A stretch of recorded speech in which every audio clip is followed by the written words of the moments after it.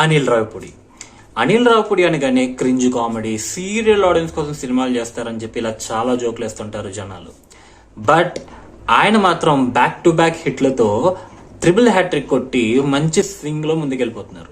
మరి ఇన్ని back to back hits ఇచ్చిన తర్వాత కూడా బ్యాక్ టు బ్యాక్ ఫ్లాప్లు ఇస్తున్న డైరెక్టర్ల మీద ఉన్న హేట్రేడ్ కన్నా ఎక్కువ హేట్రేడ్ ఈయన మీద ఉంది. దానికి రీజన్స్ ఏంటి, ఆ రీజన్స్ ఏంటి అండ్ ఆయన గురించి ఒక చిన్న బ్రేక్ డౌన్ లా ఈ వీడియో చేసుకుందాం. ఈ రోజు నేను మీకు ఒక కొత్త వ్యక్తిని పరిచయం చేయబోతున్నాను. అతనే మన ఎడిటర్ అండ్ మన థంబ్నెయిల్ మేకర్. ఇప్పటి వరకు మన థంబ్నెయిల్స్ మాత్రం చేసుకుంటూ వచ్చాడు, బట్ ఇప్పటి నుంచి మన వీడియోస్ ని ఎడిట్ కూడా ఈయన చేయబోతున్నాడు. అండ్ ఈయనకు ఒక ఛానల్ ఉంది, ఆ ఛానల్ డిస్క్రిప్షన్ లో నేను లింక్ పెడతాను, వెళ్ళి ఆ ఛానల్ కూడా సబ్స్క్రైబ్ అయిపోండి. అండ్ బాబాయ్ నువ్వు ఇంట్రెస్ట్ అయ్యి. హే గైస్, సో ఇంతవరకు మీరు ఈ వీడియోని చూస్తూ ఉన్నారు అంటే మీకు నా కంటెంట్ నచ్చిందని అనుకుంటున్నాను. ఒకవేళ నచ్చుంటే వెంటనే like, share, subscribe and comment పెట్టేసేయండి. అండ్ దాంతోపాటు కొంచెం హైప్ బటన్ కూడా నొక్కి మన ఛానల్ గ్రోత్కి హెల్ప్ అవ్వండి. అండ్ ఇక్కడ నుంచి ఇంకా కన్సిస్టెంట్గా ఇంకా మంచి కంటెంట్తో మేము ముందుకు వస్తాను. నా సాయశక్తిలా మిమ్మల్ని ఎంటర్టైన్ చేయడానికి ట్రై చేస్తాను. సో ఇంకా లేట్ చేయకుండా వీడియోలోకి వెళ్ళిపోదామా?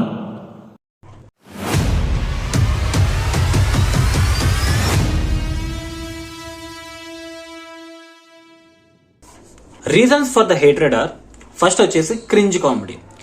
అనిల్ రావిపూడి గారి initial movies Pataas, supreme and Raja the great cinema చూసుకుంటే ఈ సినిమాలో క్రింజ్ కామెడీ అనే కాన్సెప్టే లేదు. ఇట్స్ ఎంటర్టైనింగ్ యాక్షన్ కమర్షియల్ సినిమాలు. ఈ 3 సినిమాల్లో కామెడీ వర్కౌట్ అవుద్ది, యాక్షన్ వర్కౌట్ అవుద్ది, ఎమోషన్ వర్కౌట్ అవుద్ది అండ్ ముఖ్యంగా బాగా వర్కౌట్ అయ్యేది హీరో క్యారెక్టర్. అండ్ ఆ క్యారెక్టర్ ద్వారా క్రియేట్ అయ్యే అన్ని రకాల ఎమోషన్స్ మనకు అవి వర్కౌట్ అవుతాయి. బట్ ఈ cringe comedy first Anil Ravipudi గారి సినిమాలో స్టార్ట్ అయింది F2 సినిమాతో. పర్సనల్లీ నాకు F2 మూవీ చాలా ఎంటర్టైనింగ్ అనిపించింది. దీన్ని నేను ఫుల్ గా ఎంజాయ్ చేశాను ఆ సినిమాని. బట్ మీకు ఎలా అనిపిస్తుందో నేను నాకు కామెంట్ సెక్షన్ చెప్పండి. బట్ F2 సెకండ్ హాఫ్ నుంచి ప్రీ క్లైమాక్స్ వరకు కూడా ఆ మధ్యలో ఆ ఇంట్లో జరిగే కామెడీ అంతా కూడా చాలా బలవంతంగా ఇరికించిన ఫీలింగ్ అయితే ఉంటది. స్టిల్ నేను ఆ కామెడీకి నవ్వుకున్నా, కానీ అది క్రింజే. చాలా బలవంతంగా ఇరికిచ్చారని తెలుస్తూ ఉంటది, ఎందుకు ఇదంతా జరుగుతుంది అనిపిస్తూ ఉంటది. సో అది మినహాయిస్తే ఆ సినిమా చాలా పెద్ద హిట్ అయింది. సో ఇది వర్కౌట్ అవుతుంది జనాలకి అని ఆయన ఒకటి ఫిక్స్ అయ్యారు. And at the same time ఆ సినిమా సెకండ్ హాఫ్ సరిగ్గా వర్కౌట్ అవ్వలేదు కూడా అనిల్ రావిపూడి గారు అడ్మిట్ చేశారు. దాని గురించి కూడా వద్దాం. బట్ ప్రస్తుతానికి అయితే F2 దగ్గర నుంచి ఆయన సినిమాలో క్రింజ్ కామెడీ అనేది స్టార్ట్ అయిందనమాట. అది అక్కడితో ఆగిపోకుండా తర్వాత వచ్చిన సరిలేరు నీకెవరు సినిమాలో లిటరల్లీ కామెడీ అంతా క్రింజే ఉంటది. ఆ సినిమాలో action and hero villain interactions తప్ప కామెడీ సీక్వెన్స్లు అన్ని చాలా క్రింజీగా ఉంటాయి. బికాస్ ఆఫ్ మహేష్ బాబు గారు అండ్ ఆయన టైమింగ్ వల్ల నేను ఎంటర్టైన్ అయ్యాను కానీ ఆ సీక్వెన్స్లకి, లేకపోతే అవి చాలా క్రింజ్ స్టఫ్ అన్నమాట. సో దాని తర్వాత దీనికి ముదిరిపోయిన వర్షన్ లా తయారైంది F3 సినిమా. F3 అయితే సినిమా మొత్తం క్రింజే, అస్సలు కొంచెం కూడా వర్కౌట్ అవ్వలేదు నాకు ఆ సినిమా. తలకా పోటు వచ్చేస్తుంది F3 సినిమా చూసేటప్పుడు. But after F3 something happen.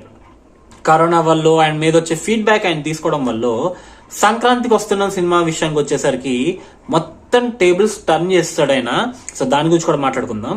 And second reason for the hatred is old school cinema. Anil Ravipudi గారు చాలా సార్లు చెప్పుకున్నారు, నాకు పెద్దగా సినిమాటిక్ టర్మ్స్ తెలియవు, నేనేం బుక్స్ చదవలేదు ఆర్ సినిమా స్కూల్కి ఏం వెళ్ళలేదు, నేను నేర్చుకున్నంత సెట్స్ లోని ఆర్ట్స్ డైరెక్టర్ గా వర్క్ చేసి నేర్చుకున్నదే, మోస్ట్లీ దాని మీద నాలెడ్జ్ నాకు ఉంది. అండ్ నేను చిన్నప్పటి నుంచి చూసిన సినిమాలని ఆ సినిమాలను బట్టి ఇప్పుడు నేను సినిమాలు చేస్తున్నాను చాలా సార్లు చెప్పుకొచ్చారు ఆయన. So he doesn't follow the modern rules of cinema. ఆయన చూసిన సినిమాలు, ఆయనకి నచ్చిన సినిమాలు ఏవైతే ఉన్నాయో వాటి నుంచి ఇన్స్పైర్ అయ్యి ఆయన కొత్త సినిమాలు తీస్తున్నారు. దానివల్ల అది ఓల్డ్ స్కూల్ సినిమా అయిపోవడం వల్ల కొంతమంది సెగ్మెంట్ ఆఫ్ ఆడియన్స్ కి ఈయన సినిమాలు నచ్చవు అని ఫిక్స్ అయిపోయి ఉంటున్నారు అనమాట. సో ఇది కూడా ఒక రీజన్ అని చెప్పాలి. And the third reason is so called intellectuals. ఇప్పుడు ఈ Twitter, Instagram or online space, ఈ సోషల్ మీడియా స్పేస్ లో మనం చూసుకుంటే అనిల్ రావిపూడి గారి సినిమాకి సపోర్ట్ చేసే వాళ్ళు 1% కూడా ఉండరు. మోస్ట్లీ మొత్తం అందరూ ఆయన సినిమాల్ని ఫుల్ గా ట్రోల్ చేసే వాళ్ళే ఉంటారు.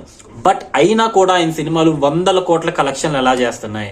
F2 దగ్గర నుంచి ఇప్పటి వరకు 100 crores మార్క్ టచ్ చేయలేని సినిమా చేయలేదు ఆయన. అదొకటి చూసుకుంటే ఆయన ఎలా కొడుతున్నాడు అంత కన్సిస్టెంట్ గా హిట్లు అంటే, ఆయన టార్గెట్ చేసే ఆడియన్స్ ఈ సోషల్ మీడియాలో ఉండరు. వాళ్ళు కంప్లీట్ గా అవుట్ ఆఫ్ స్పేస్ లో ఉంటారు. వాళ్ళకి అసలు ఈ సోషల్ మీడియాలో ఏమవుతుందో కూడా తెలియదు. అండ్ మోస్ట్ ఇంపార్టెంట్ థింగ్ ఏంటంటే ఆయన ఆడియన్స్ కి మన ఫిల్మ్ మేకర్ సినిమాలు తీయడమే మానేశారు. సో కొంచెం డైవర్ట్ అయ్యాను. ఫస్ట్ ఇంటలెక్చువల్స్ విషయానికి వస్తే వీళ్ళు ఏంటంటే ఆ ఆన్లైన్ స్పేస్ ని ప్రపంచం అనుకొని వాళ్ళ ఒపీనియన్స్ ని ఆన్లైన్ స్పేస్ లో షేర్ చేసుకుంటూ వాళ్ళు అక్కడ రెజోనేట్ అయ్యేసరికి వాళ్ళు మాట్లాడుతుంది కరెక్టే అని ఒక భ్రమలో ఉండిపోతున్నారు అనమాట. మేబీ వాళ్ళ వరకు అది కరెక్టే అవ్వచ్చు, వాళ్ళ పర్స్పెక్టివ్ కరెక్టే కావచ్చు, బట్ దాన్ని ఒక లార్జ్ సెట్ ఆఫ్ మాస్ కి కనెక్ట్ చేసేసుకోవడానికి ట్రై చేస్తున్నారు. బట్ అది అవ్వట్లేదు. దానివల్లే ఆయనకి ఆన్లైన్ లో యూట్యూబ్ రివ్యూస్ లో ఎంత ట్రోల్స్ పడ్డా కలెక్షన్లు మాత్రం పడట్లేదు. అండ్ దాని గురించి మాట్లాడుకుందాం. Will go to the positives now. ఇప్పటివరకు మనం అనిల్ రావుపూడి గారిలో ఉన్న మైనస్ గురించి మాట్లాడుకున్నాం. ఆయన మీద వచ్చే హేట్రెడ్ కి రీజన్ ఏంటో మనం మాట్లాడుకున్నాం. Now we'll talk why he is different from other directors we have in Telugu. Anil Ravipudi garu మన most of the Telugu directors లాగే ఓల్డ్ స్కూల్ సినిమా ఫార్ములాని ఫాలో అవుతున్నారు. బట్ వాళ్ళకి అనిల్ రావుపూడి గారికి డిఫరెన్స్ ఏంటంటే Anil Ravipudi garu takes feedback from the audience. ఆయన సినిమా రిలీజ్ అయిన తర్వాత ఆ సినిమా మీద ఆడియన్స్ ఇచ్చే ఫీడ్బ్యాక్ ని తీసుకొని ఆ ఫీడ్బ్యాక్ ద్వారా నెక్స్ట్ సినిమాలో ఆ డిఫరెన్సెస్ ని, ఆ చేంజెస్ ని ఇంప్లిమెంట్ చేయడం మనం చూడొచ్చు. F3 తర్వాత ఆయన సినిమాలకి చాలా ఎక్కువ బ్యాక్లాష్ వచ్చింది. ఈవెన్ ఆయనకి రెగ్యులర్ గా వచ్చే ఆడియన్స్ కూడా F3 సినిమాని ఎక్కువగా చూడలేదు థియేటర్స్ లో. అది మన నెంబర్స్ లో చూడొచ్చు. F2 కి F3 కి కన్ఫర్మేషన్ కి, ఎందుకంటే F2 కి ఎక్కువ వచ్చాయి, సీక్వల్ అయి ఉండి F3 కి కూడా చాలా తక్కువ వచ్చాయి అనమాట F2 తో కంపేర్ చేసుకుంటే. సో అది ఫీడ్బ్యాక్ గా తీసుకొని ఆయన భగదత్ కేసరి సినిమాలో ఆయన చాలా చేంజెస్ చేశారు. అండ్ ఆ క్రింజ్ కామెడీ అనేది కొంచెం తగ్గింది. కంప్లీట్ గా పోయిందని చెప్పడం కానీ కంపారిటివ్లీ చాలా తగ్గింది భగవత్ కేసరి సినిమాలో. అండ్ ఆ తర్వాత వచ్చిన సంక్రాంతికి వస్తున్న సినిమాలో కూడా ఈ క్రింజ్ కామెడీ అనే సెగ్మెంట్ చాలా తగ్గిపోవడం మనం అబ్జర్వ్ చేయొచ్చు. అండ్ ఫన్ ఎలిమెంట్ అనేది ఇంకా పెంచారు. ఫన్ డోస్ అనేది డబల్ అయింది. అండ్ రీసెంట్ గా వచ్చిన మనశంకర వరప్రసాద్ గారి సినిమాలో అయితే మాత్రం హీ కిల్డ్ ఇట్. నేనైతే పర్సనలీ కంప్లీట్ గా ఎంజాయ్ చేశాను. నాకు ఏ పాయింట్ లో కూడా క్రింజ్ చేస్తున్నారన్న ఫీలింగ్ అయితే రాలేదు మనశంకర వరప్రసాద్ గారి సినిమాలో. అండ్ కంపారిటివ్లీ ఆయన ఓల్డ్ సినిమాల్లో ఉన్నంత ఫన్ ఉందా అంటే కాదు, అంత లేదు. బట్ స్టిల్ క్రింజ్ కూడా లేదు. ఆ ఫన్ అనేది చాలా బాగా వర్కౌట్ అయింది మనశంకర వరప్రసాద్ గారి సినిమాలో. అండ్ నెక్స్ట్ వచ్చేసి ఆడియన్స్ ని గ్రాంటెడ్ గా తీసుకోకపోవడం. చాలా మంది డైరెక్టర్స్ ఆడియన్స్ ని గ్రాంటెడ్ గా తీసుకొని కొన్ని సినిమాలు చేస్తూ ఉంటారు.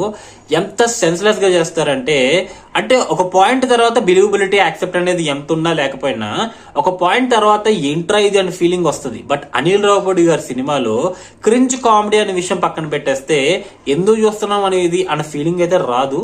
క్రింజ్ కామెడీ ఒకటే ఆయన సినిమాలో ఉండే మైనస్ పాయింట్. అండ్ దాని మీద ఆయన చాలా ఫోకస్ పెడుతున్నారు, చాలా జాగ్రత్తగా రాసుకుంటున్నారు. సో మీ ఒపీనియన్ ఏంటి నాకు కామెంట్ సెక్షన్ లో చెప్పండి. అండ్ నేను ఒక రూమర్ చాలా గట్టిగా వింటాను గైస్, అనిల్ రావుపూడి గారి నెక్స్ట్ ఫిల్మ్ వచ్చేసి వెంకటేష్ గారితో గానీ పవన్ కళ్యాణ్ గారితో గానీ ఉండే ఛాన్స్ ఉందంట. ఇది దిల్ రాజు గారు ప్రొడ్యూస్ అయిపోతున్నారు అనేది చాలా గట్టిగా వినబడుతున్నారు రూమర్లు.